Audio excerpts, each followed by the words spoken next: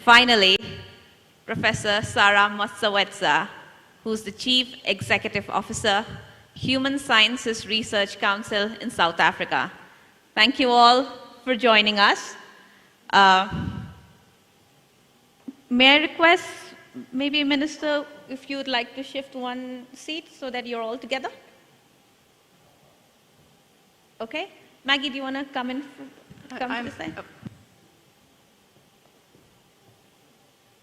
All right. Here we are. Over to you, Maggie. I was about to say, you left me so lonely down there. Hi, I'm Maggie Springer. I'm a general partner at Adair Capital based in New York. Delighted to get to connect with you all. It's my first time in Armenia, and I can tell already that I'll be back, hopefully many times. I want to give particular thanks to the exceptional team at the Observer Research Foundation and Dr. Samir Saram for organizing such an important dialogue. And thank you to all of you who are joining us today as we explore one of the most critical challenges of our time, the future of work, paycheck, protections, and purpose.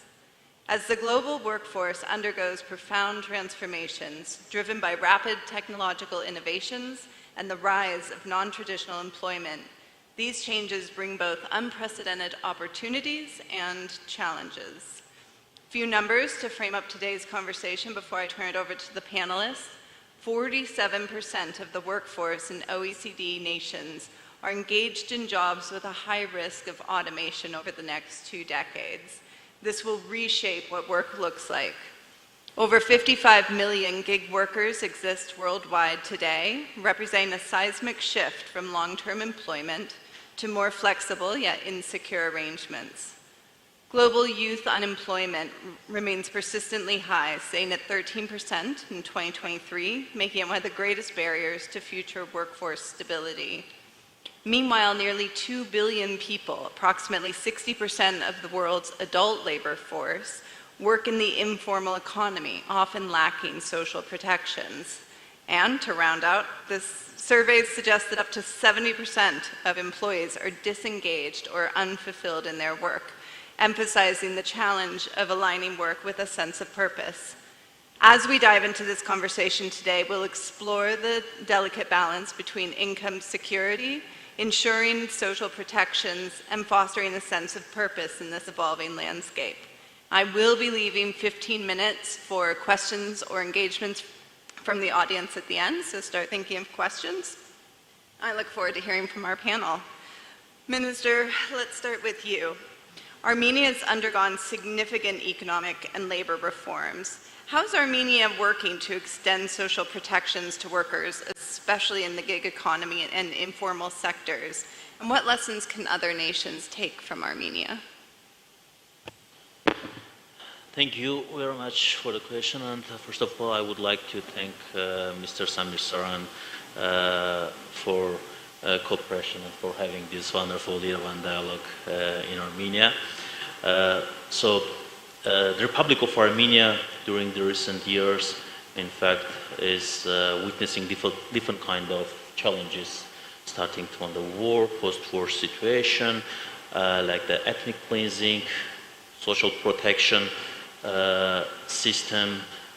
We prepared for addressing all of these challenges. And since we live in the 21st century and we are part of the interconnected world, so we have to address also other global challenges, the global challenges which are related to artificial intelligence, development of new technologies, and indeed all of these technologies would affect Armenia as well, the labor market, the economic condition, and the emergence of gig economy, like remote work, and many other aspects related to artificial intelligence and the labor market. In fact, it was signal for us that we have to act in accordance with the global transformations. Otherwise, we will create a lot of problems, not only in the social protection system, but also in other aspects of our social life. So to address all of these challenges, first of all, we decided to act holistically, to not focus only on one aspect, for example, gig economy, to not focus on providing like the social security safety nets for gig economy like beneficiaries or just actors, players, or remote workers, but to start from the strategy. Strategy for the employment, strategy which will provide the ground for not only like 2 years, 3 years, but also for a decade, and to help the government have long-term policies.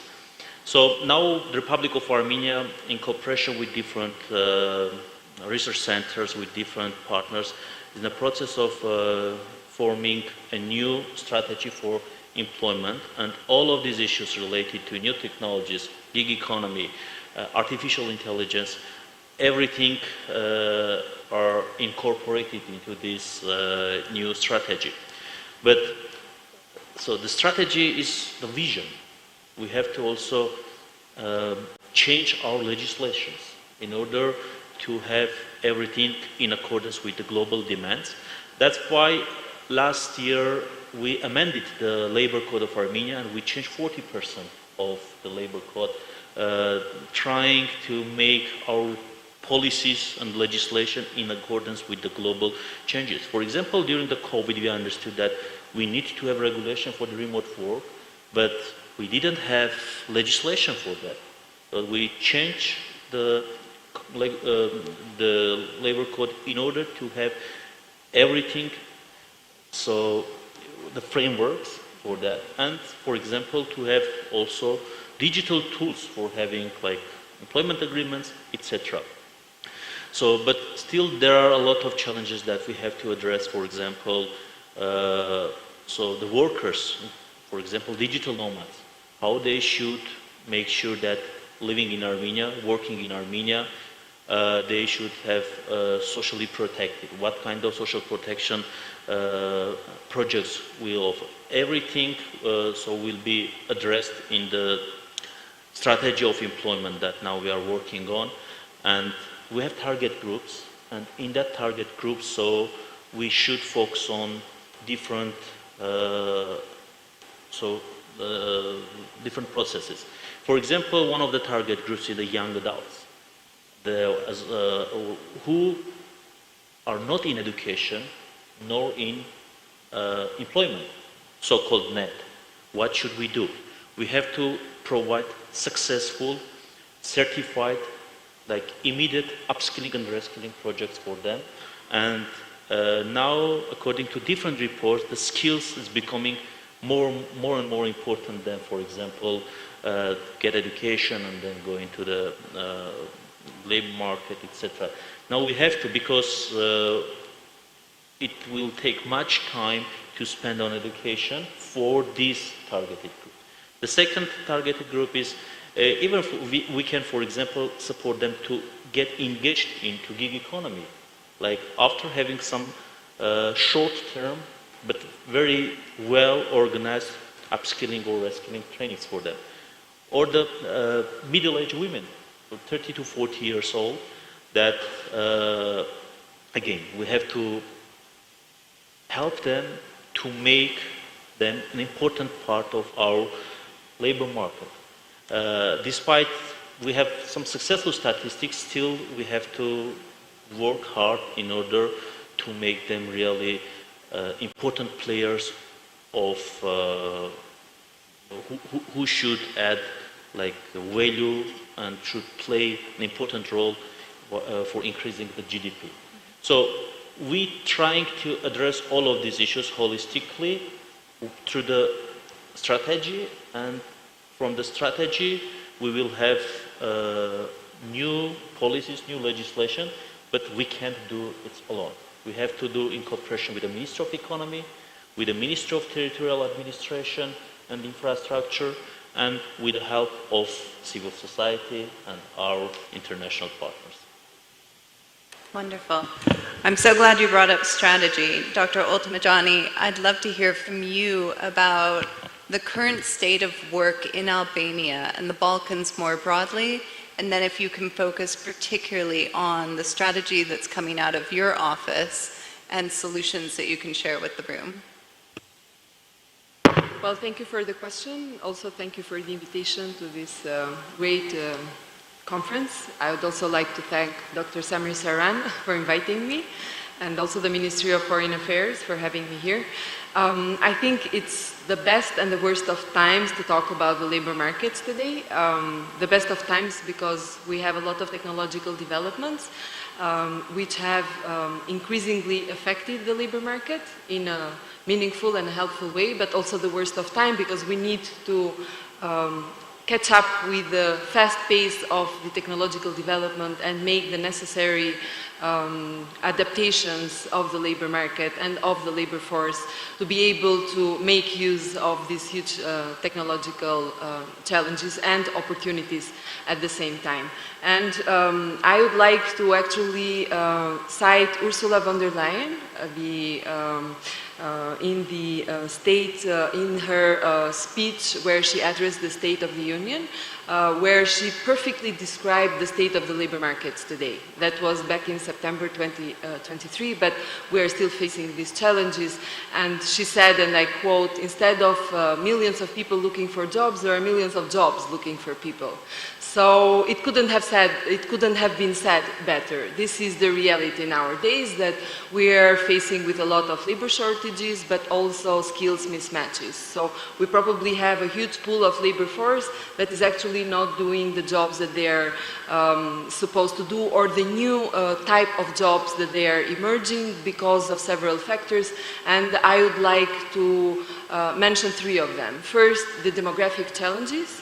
The demographic challenges are closely related to the aging of the population, which is something that is actually being faced also by countries that were supposed to be young countries, young populations like Albania, and the average age actually is increasing with the low birth of rates, which is also another problem that many countries and the whole world particularly is facing, and also how to make use of the actual workforce and how to activate the whole workforce in the labor market. And the third one has to do with immigration. Immigration is something that is very typical for the region of the Western Balkans. It has to do with the historical developments, being former communist countries. We faced a huge immigration wave in the 90s, and we are facing another second wave of immigration, and this is very closely related to the fact that the whole Europe and the whole world is actually facing labor shortages.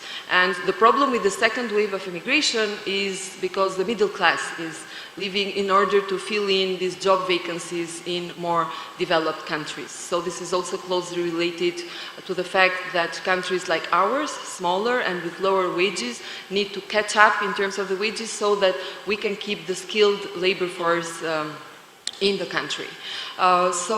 Given these three elements, it is important that we address them with the right policies in order to have the right strategic approach. The minister mentioned here a little bit the fact that and it's also typical for Albania that we have, and you also mentioned it, that we have a high rate of unemployment among the young people. In Albania that's also a problem, and particularly young people who are neither in education nor employment and training, the NEET category. And what we're trying to do in this regard is to implement a successful project that comes actually from developed European countries, more developed European countries. Portugal is a good example of how they have tackled the unemployment among the young people through offering them two main pillars in this program, which is called the Youth Guarantee. So the first pillar actually focuses on the employment opportunities and matching them with the right job, either through the first pillar or the second one, which focuses on reskilling and upskilling the young population by actually training them, giving them vocational education so that they can actually join the labor market with the new skills that are required, and of course with the digital skills, which is a very important element, as I said. Sometimes even me, I feel that I'm digitally incompetent in some cases, which means that we are lifelong learners, and throughout our life we need to invest in our education and in our training process so that we can keep up with all these technological developments. The second one, and which is closely related, and I talked a little bit about it, is the technological advancement and the digitalization, but how do we tackle this one specifically? COVID-19 gave us a great example on how flexible we are. So it is in human nature that we actually adapt to different situations, and we adapt to new ways of learning.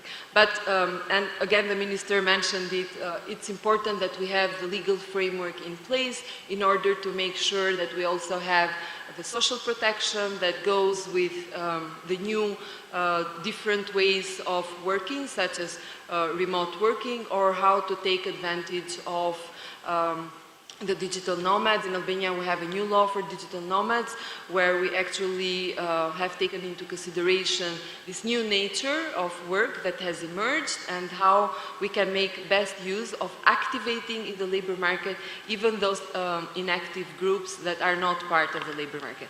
And we have plenty of such groups. One of them is the long-term unemployed, so we have in place specific programs, training programs particularly, in order to attract them back to the labor market. We have women, for example, in rural areas, and we also have specific projects for them, particularly focusing in agriculture or in social care, so that they can also become part of the labor market. Other disadvantaged groups like people with disabilities, or so the best we can do now is to get everyone on the labor market, because as I said, we have a lot of labor shortages. And the second problem to tackle, and I mentioned it a little bit in the beginning, is the skills mismatches. The skills mismatches are closely related to the fact that there are a few jobs, positions that are actually depleting, either because of the fast development of the technology or for several other reasons. So it is important to reskill and upskill the labor force and to give them chances in order to be more productive in the society. In terms of the immigration rates, as I mentioned, we are also having an innovative approach on how to make the best use of the trend. Of course, we live in democratic societies and it's very difficult to stop people from moving to new places, particularly where the wage gaps are significant, which is a big motivation for people to emigrate. We are experimenting with the idea of circular migration. So, for example, Albania is an economy that most recently has a very fast developing hospitality sector. We're a country of 2.4 million, and only last year we hosted around 10.4 million tourists. So this, in terms of the labor force, means that we have a high summer season. So basically these workers that are needed in the labor market are needed during the summertime, and this brings us to the new problem that what do they do the rest of the time, because the sector that is giving more and more the highest contribution in the economic growth is the sector that is characterized by seasonality. So you have to make sure that they have work all the year around. And one of the approaches in this regards, as I mentioned, is the circular migration, where we are having talks with other countries who have the peak of their season, of their touristic season during the winter time, so that we can create possibilities for the same workers who are trained to work in the hospitality sector to work for, let's say, 6 months in Albania, which is a country with a high summer season, and for the rest of the time to work in countries like Austria or Switzerland, who are famous for their ski resorts and the high peak season during the winter. So the best that we can do in this situation is really come up with innovative approaches, because as I said, the world is growing old, and we need long-term policies in order to tackle these problems. And it's very interesting, the World Economic Forum, they have this new initiative, and it's called the Longevity Economic Initiative, which basically, and they have some really good statistics, in fact. For example, by 2025, there will be 1.4 billion people who will be in the age of retirement, and by 2050, this is going to be around 2.4 billion, so it's going to be a huge number. And they estimate that the deficit in the pension scheme is going to go by 2050 to around 400 trillion US dollars. So this means that we won't only face the problem of the labor shortage anymore, but we will also face the problem of collapsing pension schemes because of the shrinking of the population and the aging of the population. So the sooner we think of ways on how to address these problems now, so I really like the logo of this conference that is shaping tomorrow, today, because tomorrow is going to be really late. And especially when it comes to the labor force and an aging population and all these factors combined, it is very important that we actually take the right measures and the right initiatives now. Deputy Minister Mkrtchyan, that was fantastic and terrifying. Francoise Jacob, would you like to talk about some of the work that you're doing with the United Nations around the decent work and social protection agenda?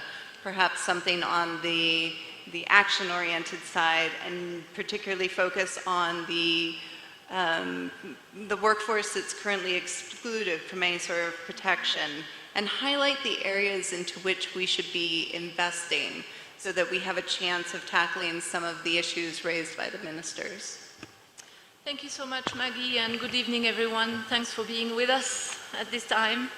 So, at the UN, we look at the future of work agenda through the combined lens of decent work, social justice, and sustainable development. These are three very important sort of principles. We are trying to shape what we call the just transition, which is really finding solutions in the process of the economic transformation, the green transformation, finding solutions for the most vulnerable labor population. And as you may know, we have a core principle in Agenda 2030, in our Sustainable Development Goal. That principle is leaving no one behind.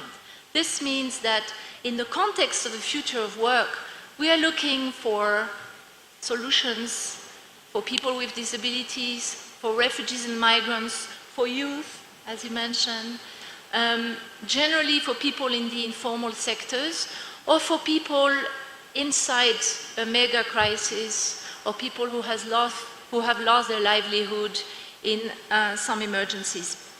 So I will share 5 points, 5 areas that we have a particular focus on. The first one is the type of job. So when we talk future of work, we think very much automation, digitalization, AI, etc. But there are many categories of work that will remain, for which we will need people. And these include, I will mention only 2 or 3, but these include the care economy.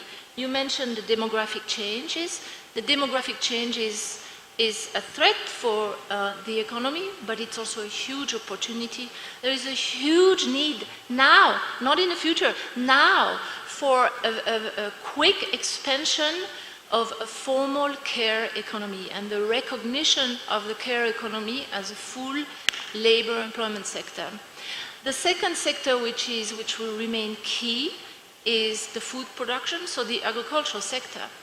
Part of it will be automated, but for many years to come, we will still need people, and these people are in rural areas, and we need to make sure that they have access to decent livelihood and to decent social protection mechanism. And why I mention these 2 sectors is because we need to make sure that the young generations are also looking at these 2 sectors. We need to make sure that the kids of farmers in the rural areas look at how they can combine their interest for modernized work sexy, smart, or digitalized work, and still stay in their rural area. And so how do we connect them to smart agriculture, for example? So the green jobs are, we know the green jobs have a very wide category of jobs, and this is also very, it has a huge potential. I think in the UN we calculated that over the next 10 years we can create 60 million jobs just in the green area, which is, various waste management, food production, addressing the environmental challenges, etc. Why I say this is there is a risk that government focuses very much on the upper end scale of labor, of the labor sector where there is a potential for high productivity gains. But we need to make sure that we also plan for these other jobs, which in some of the markets in my country, for example, we have a lot of tension on the care economy because no one wants to work in it. The second point is on social protection system. And here, you gave some global numbers, Maggie. Here is two more global numbers. Only 45% of people around the world have access to at least one form of social protection. And only 1/3 has access to a comprehensive package of social protection. So it means that 2/3 of the world still is in need of basic social protection system. So again, when we talk about future of the work, we still have to work on the basics. And that includes that there are now many experiments in different countries, both in developing countries and in developed countries, on new ways of protecting the non-standard employment and of really moving out of informal work. This requires also a new way of looking at revenue collections, balancing social protection mechanisms that are of public nature or of private natures, looking at universal basic income whenever relevant or possible, etc. So still a lot of work to do on social protection systems. The third area I will touch very briefly because the two previous speakers have spoken about it. This is about skills. As Minister said, I think we are probably looking more into skill requirements versus degree requirements. And very important, we have to work a lot more on behavioral skills because what we know is the typical traditional career path is not likely to exist anymore the way it is. So we're going to have atypical career path. And to manage that atypicality, it means we have to manage uncertainties, change. We have to manage possibly conflict better, conflict in the workplace. And so these are typically behavioral skills that in a traditional MBA you might not learn. And so this is really important. The second thing is the lifelong skills. And I think, Minister, you have mentioned that. This is key because we need to make sure that institutions to provide lifelong skills exist and are available. And that includes formal education institutions, but also non-formal education. So big area of focus in the UN, in our jargon, we call it Transforming Education Initiative. The fourth point is strengthening the social dialogue. So this is how we engage with social partners, typically employers, organizations, and trade unions. I get, and I'm sure my colleagues get the same thing, I get a lot of requests from both this type of organization about, well, what do? We want to become more green. We want to adopt better sustainable practice. What do we do? So what I have noticed in the past, let's say 6-7 years, is that there's a huge demand for knowledge from the social partners.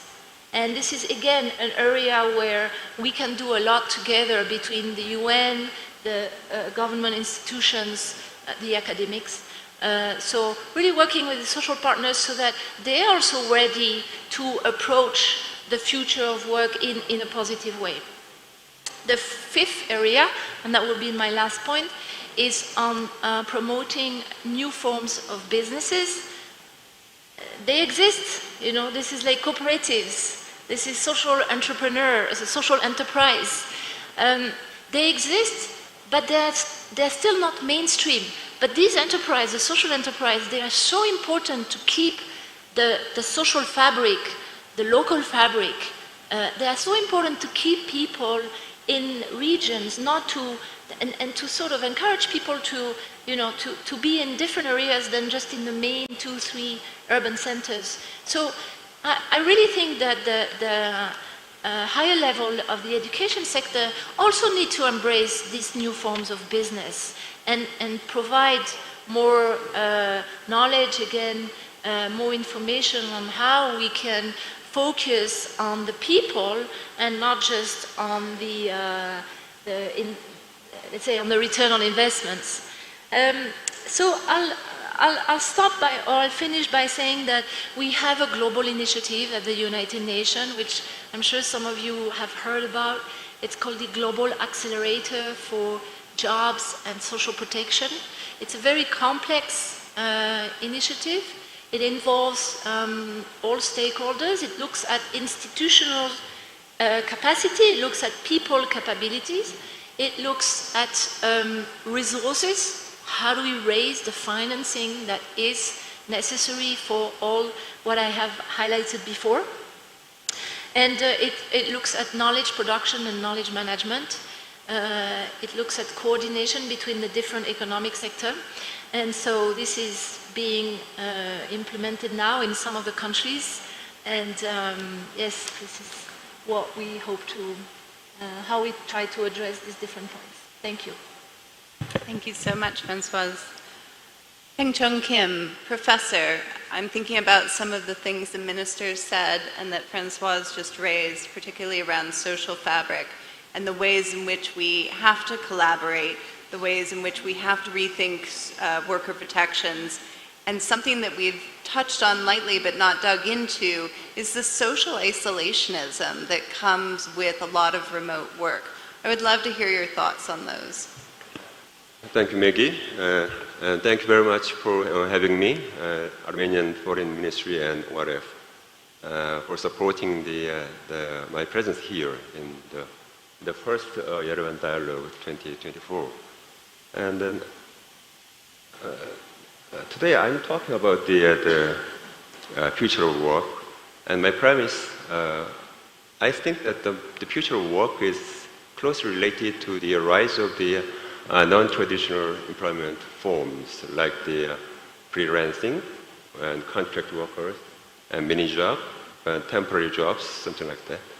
So I'd like to highlight what kind of aspect we need to think about when we are talking about the non-traditional, this kind of non-traditional employment forms. So let me point out the three aspects. Maggie already mentioned that something like isolation. I will talk at the last point. The first one is the non-traditional employment forms can lead to the constraint creation, collaboration, and leading to the limitation of the creativity or something like the lack of the improving the productivities. So non-traditional employment forms often offer individuals greater flexibility, as we all know, but this can limit the chances for collaboration.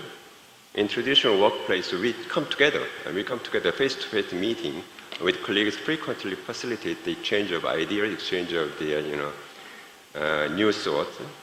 And then this kind of, during these interactions, new ideas or new concepts emerge naturally. But in-person communications plays a critical role in sharing emotions and providing immediate feedback.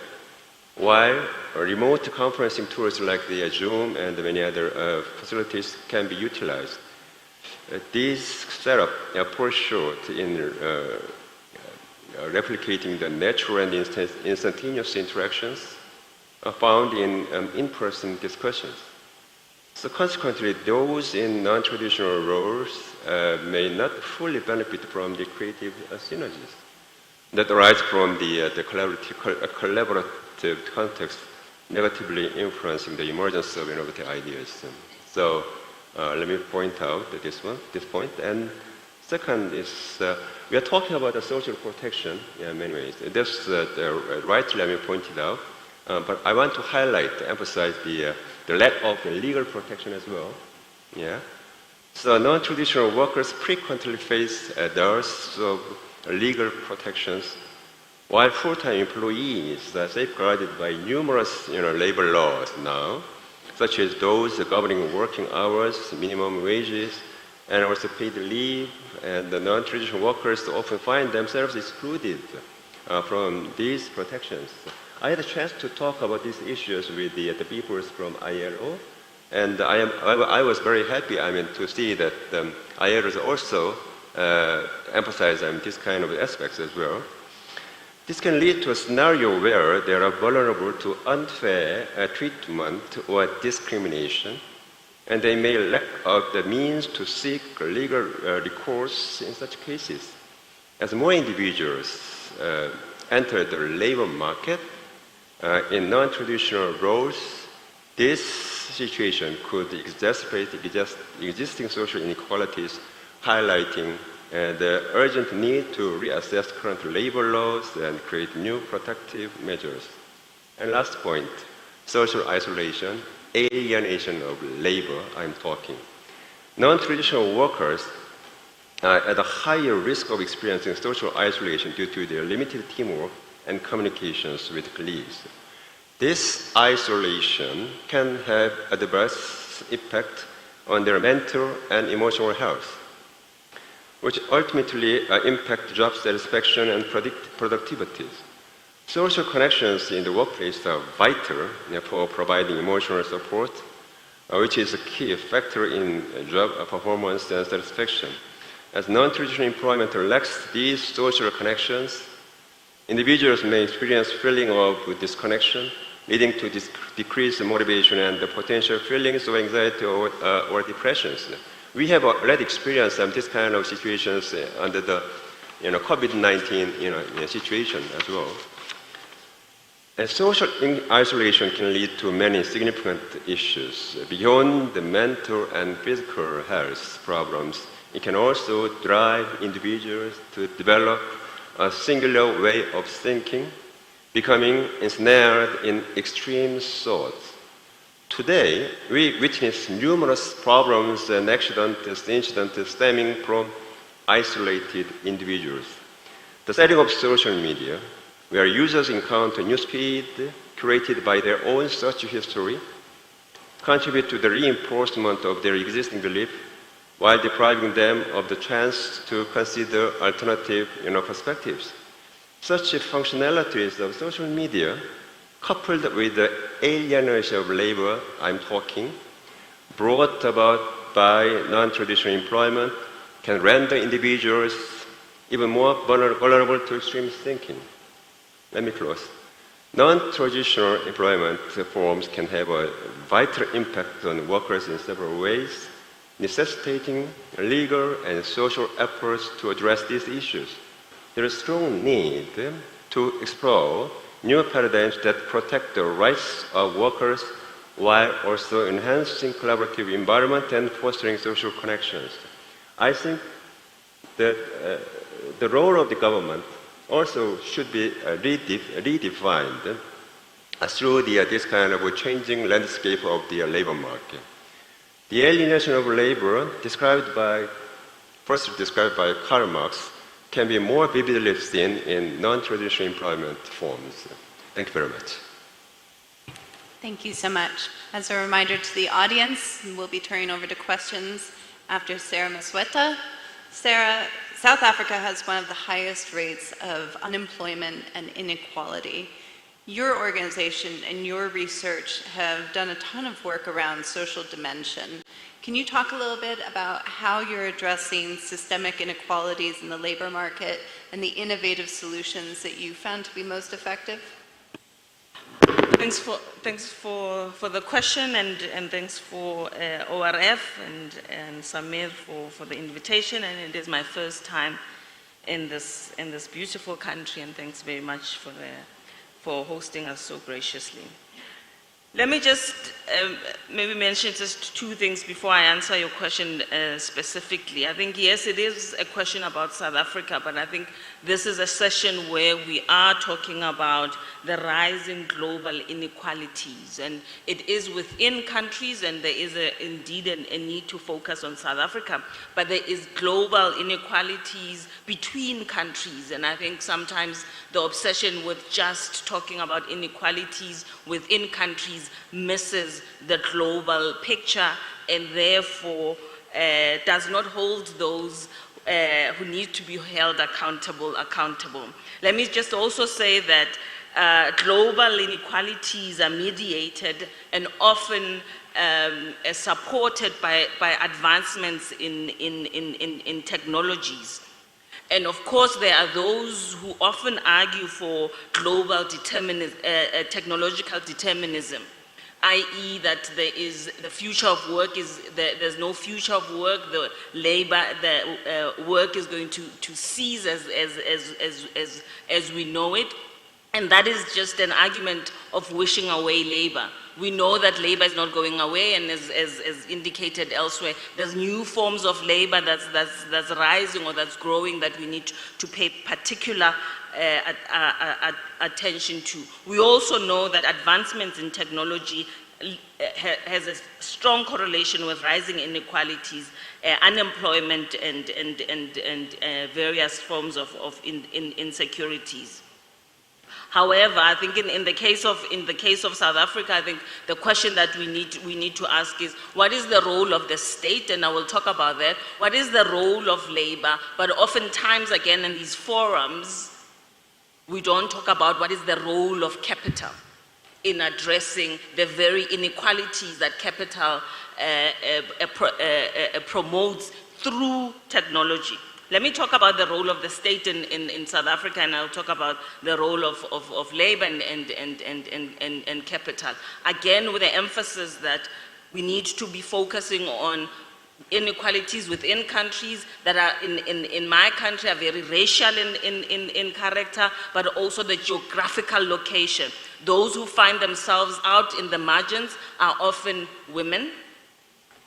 One word that I have not heard in these sessions until now, but they are also in the rural areas, and I think those are the nuances that we need to bring here. The role of the state in South Africa, for example, we have the minimum wage commission that advocates minimum wage, particularly in vulnerable sectors, and these are oftentimes sectors that are largely in the rural areas, agriculture, are also in sectors that are predominantly women.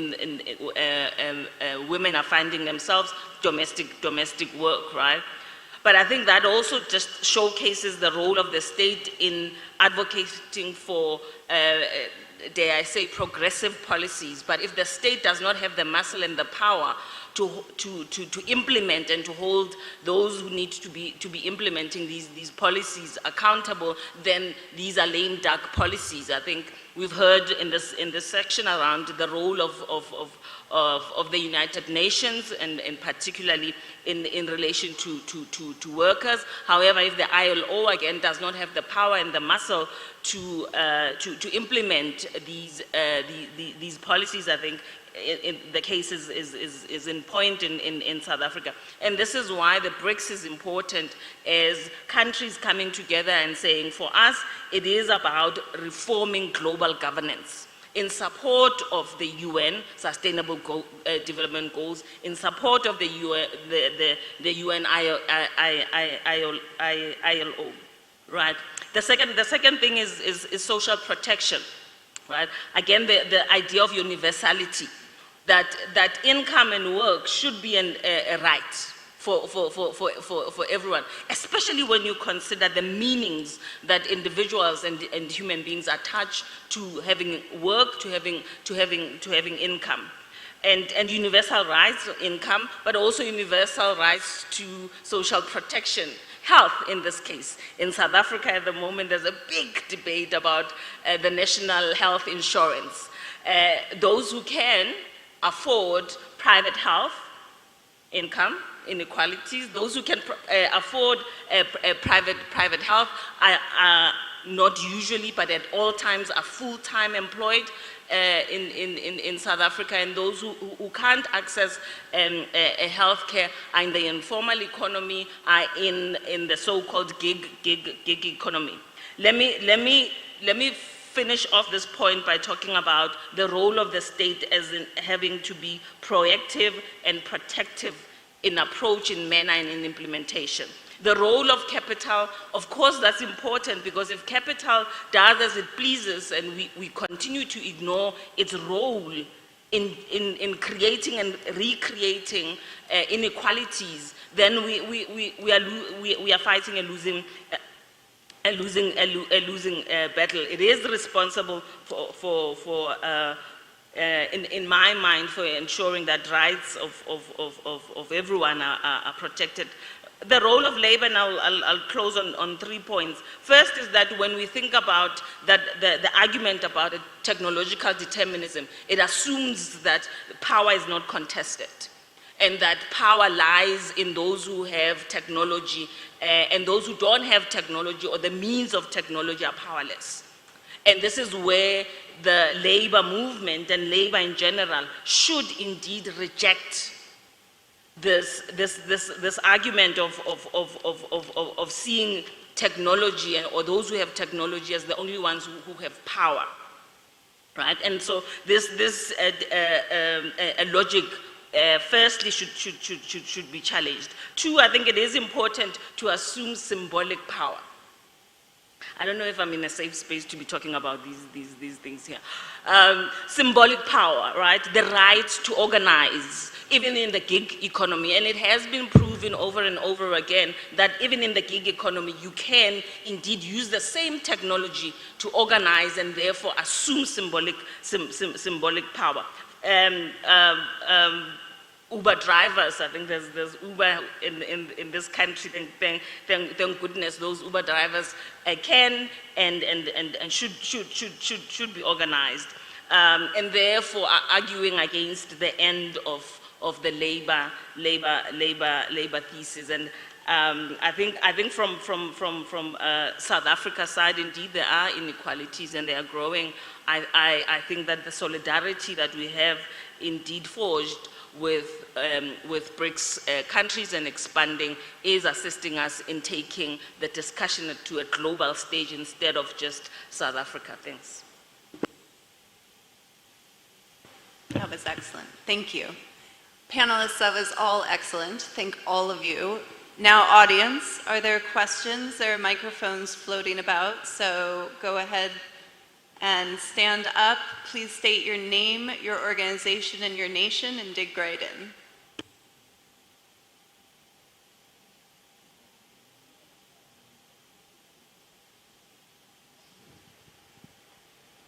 Okay. So, hello, I'm Mkrtchyan. I'm coming from Armenia. My question related to Sarah's speech. What's the success level of the startups led by women in your country? And if this level of success is related to the level of reduction of unemployment in your country, Leslie? And what your organizations are doing about this, or the UN or the government organizations?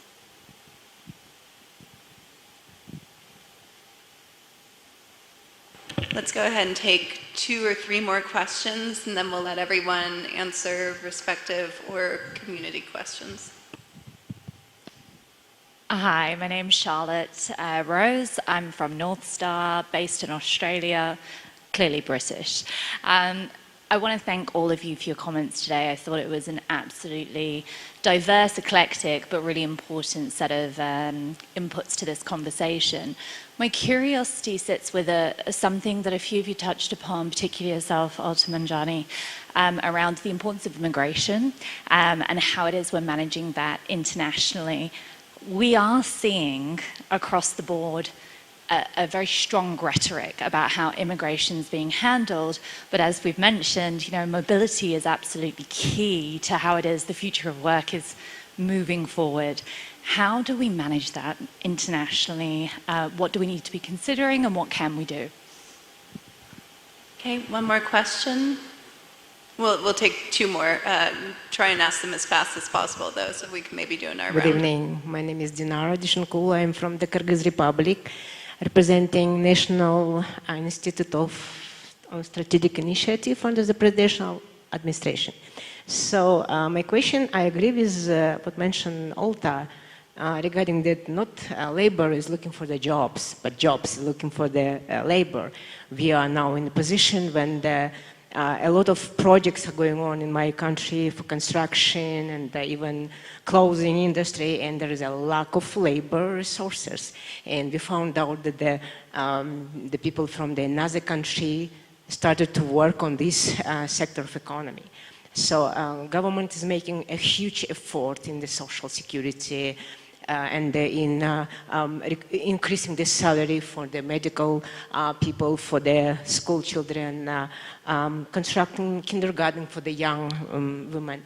But still, our high skill labor resources is looking for so they immigrated. I mean, they are looking for the best proposal. Our research, I mean, we did some forecasting for the future, like 2030, 2050. Do you agree that in those, I mean, in 10 years, there will be a big struggle, let's say, big fighting for the high-skilled labor resources, or not? Thank you. And will you hand the microphone to the gentleman who raised his hand? And then, Sarah, we're going to start with you and work back. Hi, Karangulu Dagan from San Francisco. So it's probably for Olta, please, since you mentioned about the digital nomad program. So I'm curious to know how that changed, especially the influx of tech workers. So Armenia, for example, has really benefited from, you know, there are some spots, at least in Yerevan and Armenia, which is driving this particular benefits and tech influx. However, there is no formal program for visa, at least digital nomad. So I'm curious to know what's happening in Albania. Super, thank you so much. Sarah? This is the only time where I'm not happy to be first, but let's go. I'm joking, joking. Let me just, I have attended a number of dialogues organized by ORF, and I think that this has been, the focus on the labor market has been just up for where we are now globally. So again, a big thank you. Women and startups, women role in the economy in South Africa. And this is not just a comment about South Africa, but we know for a fact from South Africa's side that the role of women in creating livelihoods, especially in times of economic crisis, is enormous. And in the case of South Africa, women have taken up that space. It tends, however, to be older women who are taking up the space of creating livelihoods in three spaces. And I'll tell you why older women. First is in agriculture. Young women want to be in the tech industry, and less so in agriculture, because agriculture is not seen as an in thing, a trendy thing to do. There are young women, though, who are still wanting to do agriculture as a form of a sustainable livelihood in time of precarity. Two, in informal economy, selling of goods in many ways, less so in manufacturing. As a third area where women have taken up, as they said, space in entrepreneurship, space in creating livelihoods. Most of these livelihoods, however, are survivalist in nature. They are not taking most of these women out of their predicament of income insecurity. Right? And therefore, more needs to be done to move some of these responses to inequalities, to unemployment and income insecurity. More needs to be done so that these become sustainable responses to income, as I said, without the role of the state, without the role of capital, especially where capital, as I want to say, hogs the value chain. It is only those who are not SMMEs, so small, medium, and micro enterprises where women are engaged in, are not part of the value chain.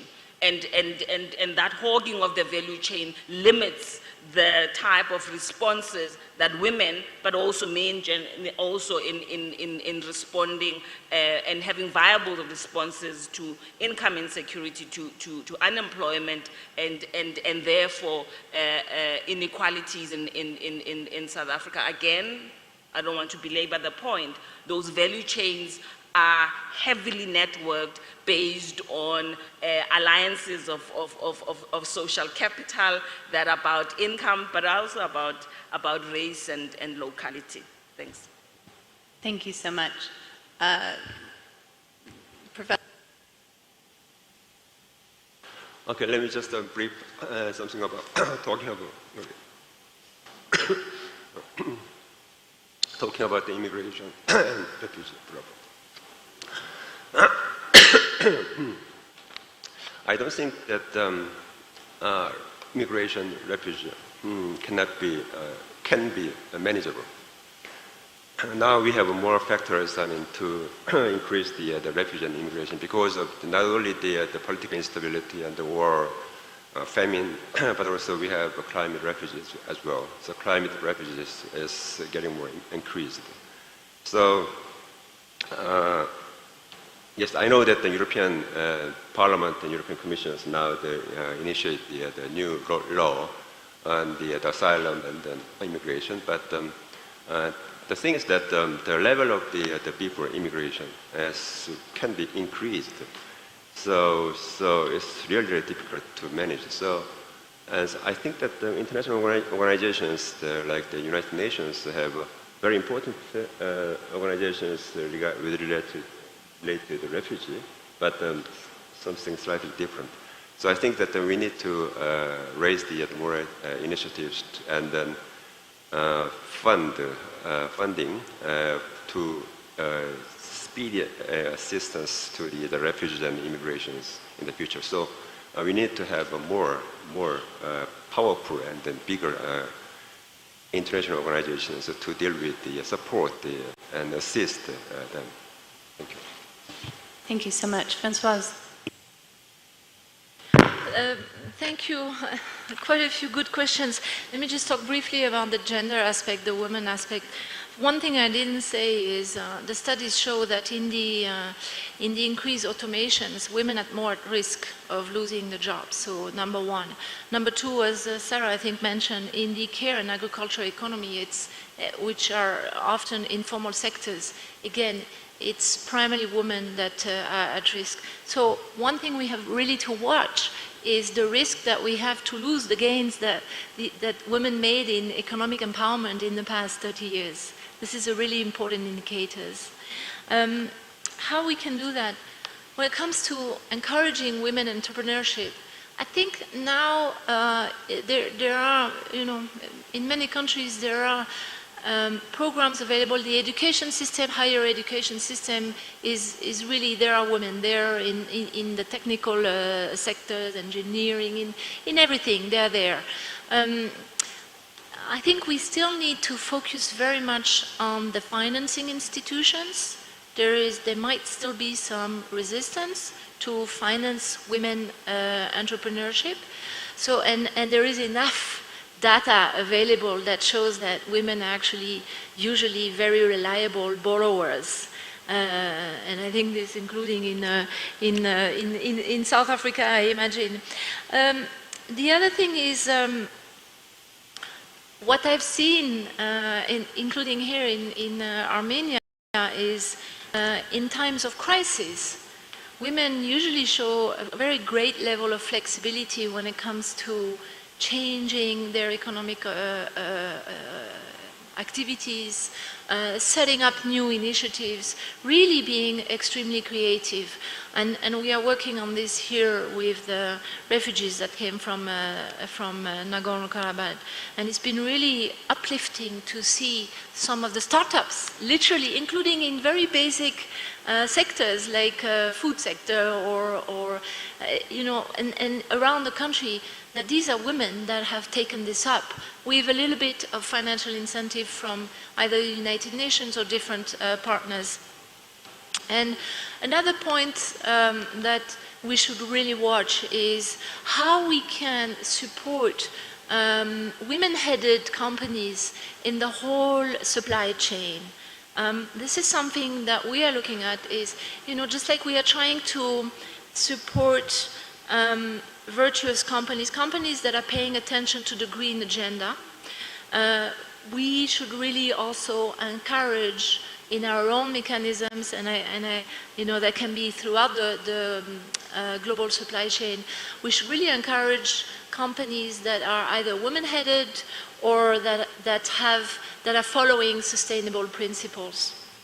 I hate to do it. I would love to listen to so much more from you, but I need to cut you off so that I can give Olta and the minister the last words. So I guess the message is clear. I'm going to start from the last question regarding the law on the digital nomads. So the answer is fiscal incentives. We have another law that is closely related to the law on digital nomads, which is the law on the creation of the technological parks and the free economic zones, where we give fiscal incentives to all the digital nomads that actually want to set up base in Albania. And we have gone so far in giving these fiscal incentives that we also touched upon the social protection scheme, where we are allowing them to pay social contributions towards the Albanian scheme only on the minimum wage, because supposedly they are paid a lot, and supposedly if we don't have an agreement with the place of origin where they are coming from, which counts towards counting these years of contributions towards the scheme, then they won't be able to benefit from them by the time that they retire. So this is, in short, the answer to the question, and I think the other panelists already addressed most of the concerns raised by the other two questions. I would just like to mention something really briefly when it comes to taking advantage of the immigration and of migration in general, because we have immigration but we also have immigration. I think there is no silver bullet to treat the problem, and it's true that there are benefits in terms of all the labor mobility that is currently happening. What we should be mindful of is, as I said, trying to reskill and upskill them, and we have a lot of subsidy programs for the government that are specifically targeting the immigrants coming in the country, and we're also setting up a new initiative now that is called the National Training Fund, where actually we are requiring the private sector to contribute towards financing the schemes of reskilling and training the employees. And of course, part of this financing will also go towards integrating in the labor market also the immigrants or the returnees. Statistically speaking, in Albania, 1 in 4 or 1 in 5 immigrants at some point does come back in the country, and it's really important that in order to reintegrate them back in the labor force, that they get trained, and having the private sector on board is really important so that we diversify the financing mechanism. Agreed. That was great. Minister Mkrtchyan, your home, your last word. Thank you. So I just told Olta that we have a lot of similarities because we share a lot of common patterns. So regarding the legislation, it's very important, but in case of Armenia, for the digital nomads or the gig economy, despite we do not have now the legislation, we are working on it, but I think it's very important to have like environment ecosystem. Like 40% of ICT employees in Armenia are women. This is sometimes it's higher than of some of European countries, and this is because we could manage to create ecosystem environment, and we have such institutions like TUMO, like Armat labs in almost all schools. When the school children they have an opportunity to get free of charge education. They are getting acquainted with like programming, engineering, etc. And then when they are deciding to choose their career, they already know about all the beauty of technologies. So according to LinkedIn 2023 Emerging Jobs Report, so the demand for AI specialists increased by 74%. So it means that national governments, they should do a lot of projects in order to attract and to create such kind of specialists through the upskilling and reskilling projects. And the migration is one of the tools. All the governments, they want to have high productive, high skilled workers. So they have to work on, we have to work on to creating like the pool of high skilled workers in order to satisfy not only our demands but also to satisfy the demands of other nations. And among them we play crucial importance to women, to empower women economically, and our government had a chance to present during CSW in UN a lot of pilots which is recognized by UN Women, very successfully implemented projects applicable to other nations as well. So now we are discussing to implement these projects in a large scale after having adopted all the strategies. And what we are doing, we are aligning the strategies together, like the strategy of demography, because we were talking about migration, it's a part of demography, and migration is also part of our employment strategy. So to address all of these issues, we have to align all of the strategies and the policies in order to have results. Great, great way to wrap. There's obviously so much more that we could discuss. I look forward to connecting with you individually. Thank you so much to our esteemed panelists for their thoughtful insights. Thank you to the audience for your great questions. Thank you, Samir. You had lots of things before. And thank you to Newbie for not firing me for running over.